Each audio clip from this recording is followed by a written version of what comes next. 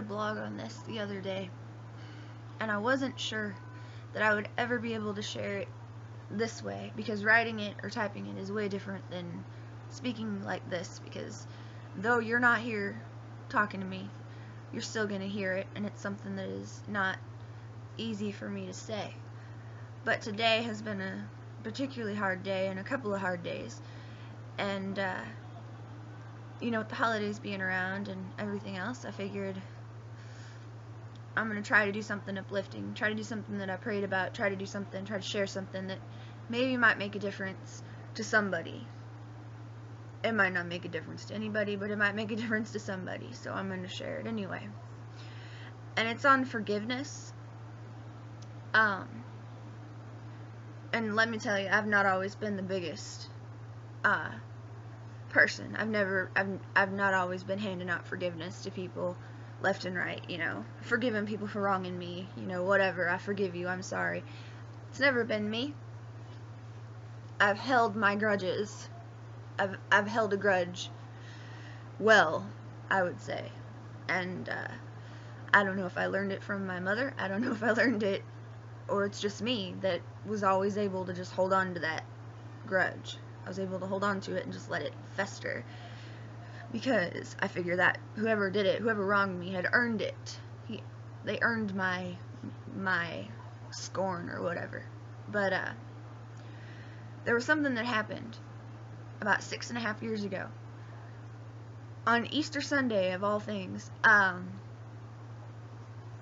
I thought that I would never, ever overcome. I never thought I'd overcome it myself. I'd never thought I would be able to speak freely about it, or open about it, or anything like that, let alone offer any kind of forgiveness. I was dating a guy. I was 21 years old. He was the same age, roughly. We were young. I was a virgin. I was not gonna have sex before marriage or anything like that. Well, my parents went out of town, and he came over. He came over to stay, because he was going to go to Easter with me. Well, the first day it was okay. The first day it was alright. It was kind of fun. It was like, haha, we're hanging out. This is like playing house, but without the bed. And I thought it was kind of cool. Well, Easter Sunday came along. The morning of Easter Sunday. And I woke up, and he was laying in bed with me, and I was kind of like, what are you doing here? And then, we were young, and I think there was kissing involved, or something like that. I don't remember exactly. But I proceeded to say no. I proceeded to say stop. We gotta stop. No. Not happening. Well, my no was not no to him. The person that I thought I trusted, the person that I thought cared for me, the first person that I thought I really loved, proceeded to rape me that day. Took my virginity, took what was mine to give, took it for himself, and did not think he did anything wrong. Did not even register in his brain that he had done anything wrong. I locked myself in the bathroom afterwards, and I was crying, and he was banging on the bathroom door, and he's like, come on out, blah, blah, blah, blah, blah, and didn't get it at all. I was not okay. He ended up leaving, and I ended up falling apart, just gone. I couldn't tell anybody. Nobody could know. Nobody could know about this. in my mind. It was no way. No one's gonna find out. Well, I proceeded to hate him for what he did, and in hating him, I hated me. It was my fault. I was dirty. I was wrong. He shouldn't have been there. It was wrong. It was bad. For 2 weeks, I starved myself. I cut myself. I was essentially pretty much done. Gonna die. Wasn't gonna try anymore.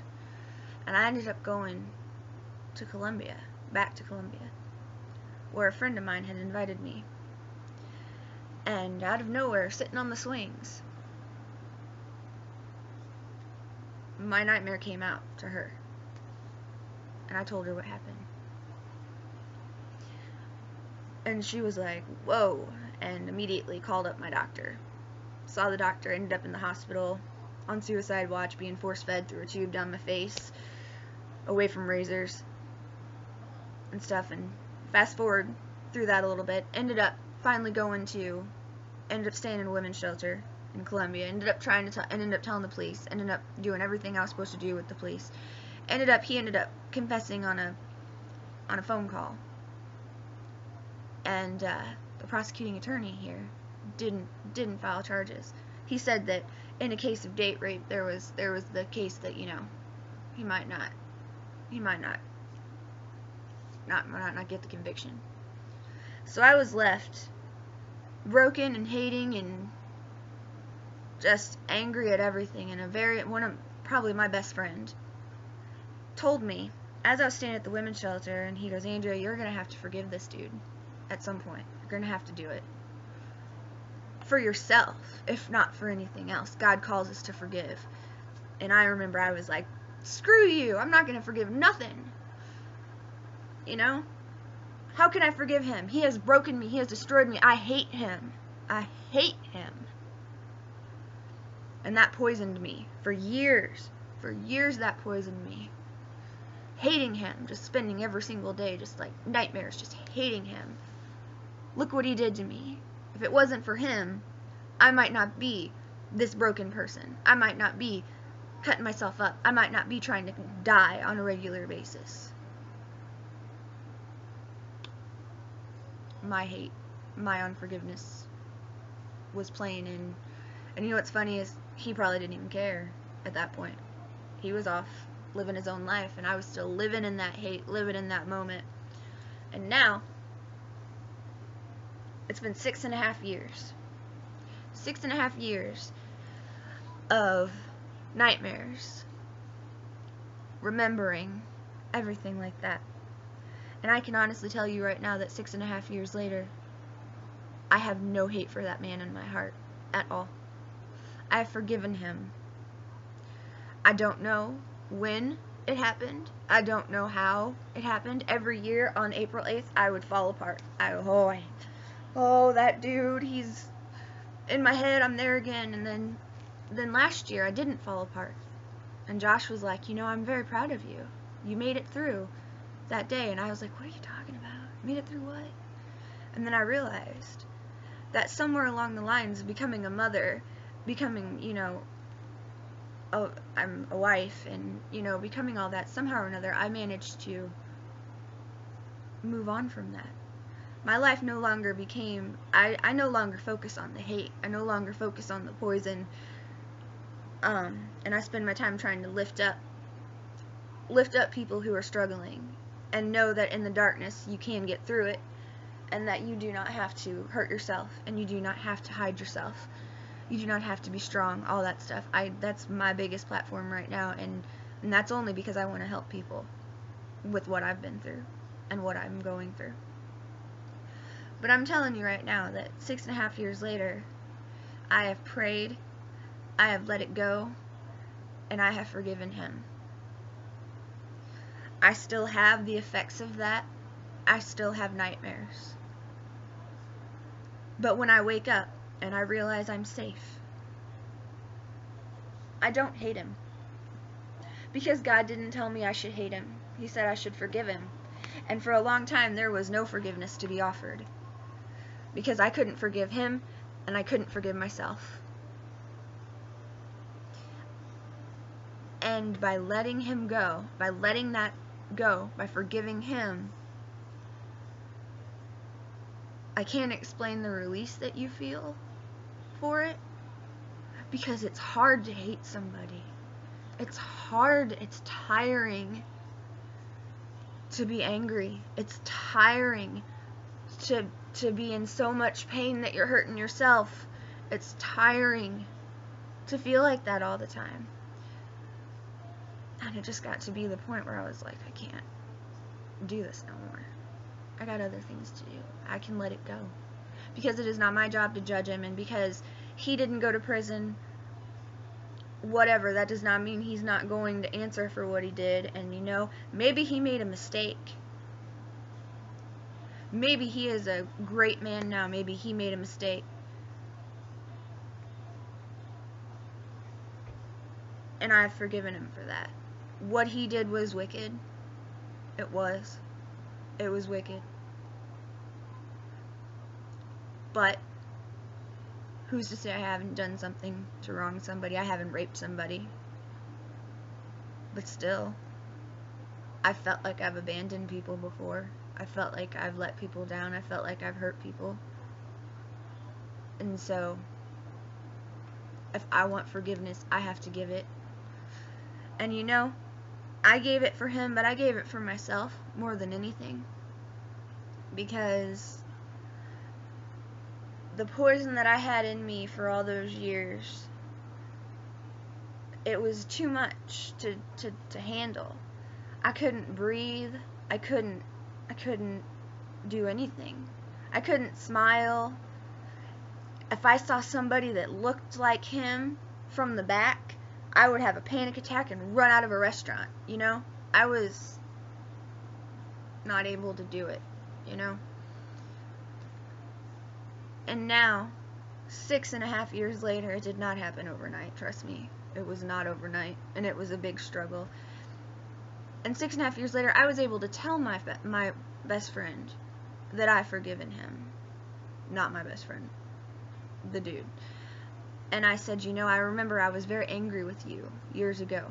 I was very angry that you had told me to forgive, you know. I thought that you were somehow beating me over the head with the Bible and telling me, you know, Jesus said to forgive now. Do it. Because you can't love Christ if you don't forgive. And it wasn't even that he was saying it for that man's soul. Really, he was also saying it for my own. And you know, to tell him the other day that I was able to forgive, and anybody that knows me who was around for that knows I could not even use that man's name. I called him some obscene things when I referenced him. Now if I'm talking to a close friend, I can use his name. I will not use it here because it is not needed. But it is a freedom. And if anybody who knows me from then, if you want to comment on this, go ahead and you can say what kind of person I was back then. I am not offended by that. I'm not offended by you saying she was a wretched person. She was depressing. She was always boo-hooing and bleeding, you know. We were really wondering what to do there for a while. Because I encourage you, feel free to say the difference between the Andrea that was bogged down in that hatred and then the Andrea that I am now. I'm totally cool with that. I'm totally cool with your opinions, because for the first time in a long time, I can honestly say that I'm cool with that.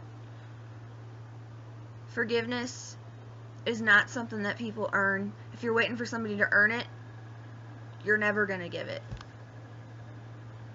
It's something that you let go in your heart. You let go of it. You release it and you put it out there. Even when you have every right to hate that person and you tell yourself, no, not anymore. I'm going to let it go.